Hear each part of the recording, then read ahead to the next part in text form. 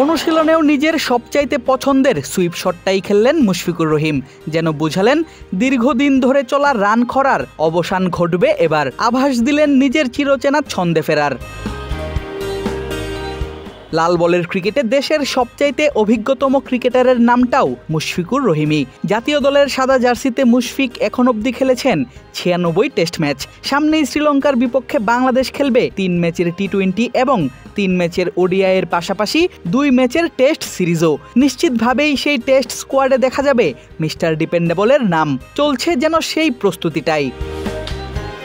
পাকিস্তানের বিপক্ষে রাওয়ালপিন্ডিতে 191 রানের দুর্দান্ত এক ইনিংসের পর মুশফিক খেলেছেন আরও 7টি লাল বলের match. Pakistan, Bharat, south Africa, জিম্বাবুয়ের বিপক্ষে খেলা সেই 7 ম্যাচের 13 ইনিংসে মুশফিক পাননি কোনো 50 বা সেঞ্চুরির দেখা। এমনকি ম্যাচের 2 ইনিংস মিলিয়েও তিনি পৌঁছাতে পারেননি ব্যক্তিগত অর্ধশতকের ঘরে। লাল বলের ক্রিকেটে এত লম্বা সময় ধরে শতক কিংবা অর্ধশতক দেখছেন না মিস্টার ডিপেন্ডেবল, এমনটা এর আগে হয়নি আর কখনো। সর্বশেষ জিম্বাবুয়ের বিপক্ষে ঘরের মাটিতে সিরিজের কথাই চিন্তা করা যাক। 2 ম্যাচের সিরিজে 3 ইনিংস ব্যাট করেছেন এই উইকেট কিপার ব্যাটার। রান করেছেন যথাক্রমে 4, 4 এবং 40। এর আগে সাউথ আফ্রিকা সিরিজে 4 ইনিংসে তার রান যথাক্রমে 11, 33, 0 এবং 2। বুঝাই যাচ্ছে ক্যারিয়ারের সবথেকে বাজে সময়টা বর্তমানে পার করছেন বাংলাদেশের হয়ে টেস্টে প্রথম ডাবল 100 হাঁকানো এই ব্যাটার।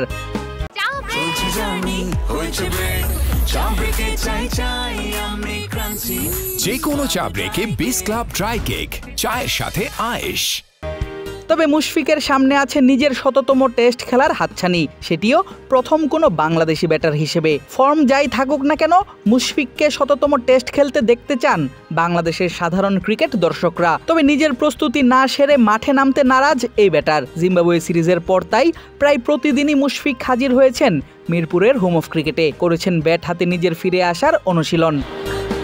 এতদিন অনুশীলন নেটে ব্যাট চালাতে দেখা গেলেও রবিবার দেখা গেল একেবারেই ভিন্ন এক চিত্র। ম্যাচ সিনারিও সাজিয়ে লাল বলে অনুশীলন করছেন জাতীয় দলের আশেপাশে থাকা ক্রিকেটাররা। 2 দলে ভাগ হয়ে বেশ সিরিয়াস হয়েই খেলছেন ম্যাচ। জুনিয়রদের সঙ্গে সেই ম্যাচ খেলেছেন মুশফিকও, কেননা রানে যে ফিরতে হবে এই ব্যাটারকে। আর ফর্মে ফিরতে ম্যাচ সিনারিওতে পারফর্ম করার থেকে সেরা ব্যাপার আর কী বা হতে পারে। শ্রীলঙ্কায় বরাবরই মুশফিকের আছে সুখময় স্মৃতি। সেই স্মৃতিতে এবারের সিরিজ হয়তো যুক্ত করবে নতুন কোনো অধ্যায়। চলছে যেন সেই প্রস্তুতিটাই। আদিব আশরাফ, ক্রিক ফ্রেঞ্জি।